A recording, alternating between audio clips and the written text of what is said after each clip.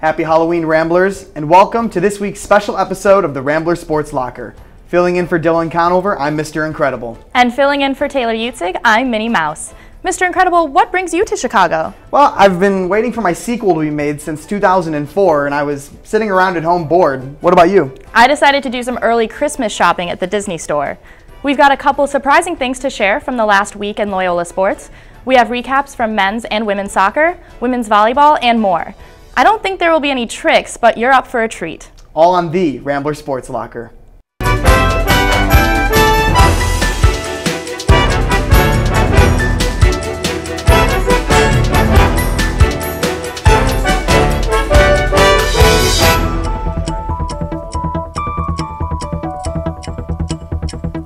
Thanks again for tuning in to Rambler Sports Locker.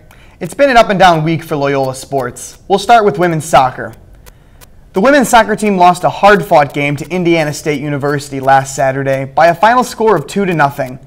The Ramblers outshot the Sycamores by more than double, with 20 shots compared to 9 for Indiana State.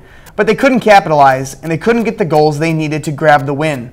With the loss, the Ramblers fell to 6-7-4 on the season, and they will try to close out their regular season tonight with a win against the University of Northern Iowa, hopefully clinching a berth in the conference tournament as well.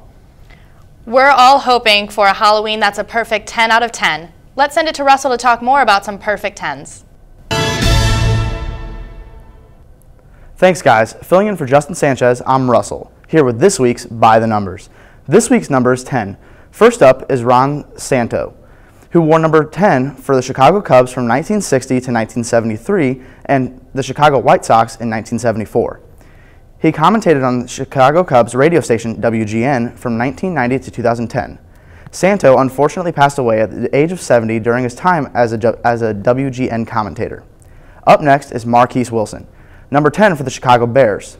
Wilson played wide receiver at Washington State from 2010 to 2012, where he set the school's all-time receiving yardage record. As a freshman in 2010, he caught 55 passes for 1,001 yards, the third highest total in the Pacific 10 Conference, behind Jaron Kreiner and Jeff Mile. The third-year receiver has only 17 receptions with 1 touchdown this season. However, the 23-year-old has racked up 288 yards and will surely become a threat in the secondary sooner rather than later. Now for some Rambler significance to the number 10. Jay Newth, number 10 for the men's basketball team, shot 42% behind the arc in his first year. The 6'6" forward looks to extend his game and continue to stretch defenses. Last year, Newth, an Iowa native, was named to the Continental Times Las Vegas All-Tournament team after a 15-point and 6-rebound showing against Texas Tech. Finally, Ashley Bovey, number 10 for the women's soccer team, scored her first goal of the 2015 season on August 28th to take the lead over St. Francis University early in the second half. The junior has started 8 of the 13 games she has played in this season and has 2 goals on 15 shots. That's all for this week's By the Numbers. Back to you guys at the desk. Halloween is known to inspire the supernatural.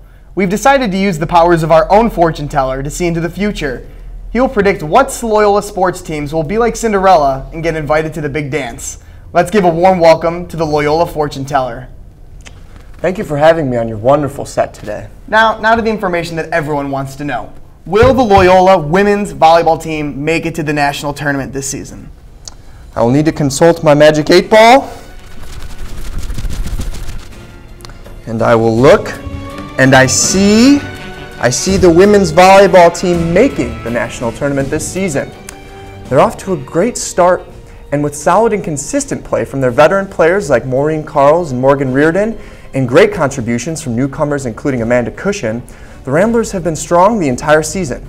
They are currently ranked 2nd in the conference. They lost a close match to the first-ranked team in the conference, Wichita State, but the Ramblers will upset Wichita in the conference tournament and earn a berth to the dance come the season. And how about the men's soccer team? Men's soccer team. This is a tough one. This is very, very challenging. Magic 8-ball. And I see good things again. I also think that the men's soccer team will put on their dancing shoes and go to the national tournament this season. They're currently ranked 4th, but they will rise come the end of the season. Why, you ask? Because of their defense, and defense wins championships. The Ramblers have only given up 1 goal in conference play so far. They're led by a strong back line and have Tim Dobrovolsky in the net. Be ready to see this team playing in late November. I hope you can conjure even further into the future. This one's a tough one. Tell me if you think the men's basketball team will make it to the national tournament. One more time, Magic 8 Ball. And I see great things from this team, but unfortunately I do not think that they will make the national tournament this season. They've had a great season last year and are building from their success, but I don't think they're going to make it this year. The great guard play of Ron Baker and Fred Van Fleet will be too much to overcome in the conference tournament. They will not be able to receive an at-large bid based on their relatively weak schedule. I do foresee a lot of wins though. The glass slipper might not fit this season, but they will still be wearing a nice pair of shoes. The Ramblers will take another step forward this year and make it to the NIT tournament. Well, thank you, Jake, for giving us some insight into the future of Loyola sports. Hi, Pinocchio here, filling in for Bridget Murphy. She gave me a no-strings-attached contract, and you know me, I really could not turn that down. I am here with Woody, filling in for Nader Issa, and Jake Mazenki, filling in for Dante. Today, we are going to be talking about the Bulls and the Eastern Conference. Nader, what do you have to say? Well, I think the Bulls are going to do well in the Eastern Conference once again. They, of course, don't have Tom Thibodeau anymore. They hired a new coach in Fred Hoiberg coming from Iowa State.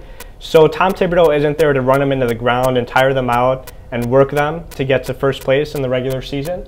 So I think they'll still finish in the top 3, maybe 4 in the regular season in the Eastern Conference, but they won't be first because they won't be trying as hard every single game. Jake?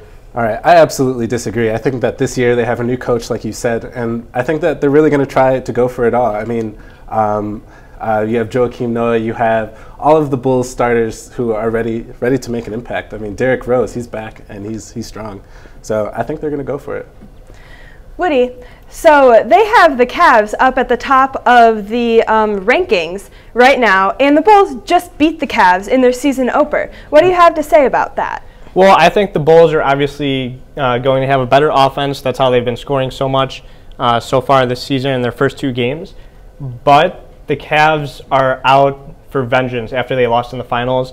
They did well in the finals, but the Warriors still beat them. LeBron James is mad. He wants to not only win the finals, but he also wants to get first place in the Eastern Conference. And I don't think the Bulls are going to be able to stop them in the regular season at least.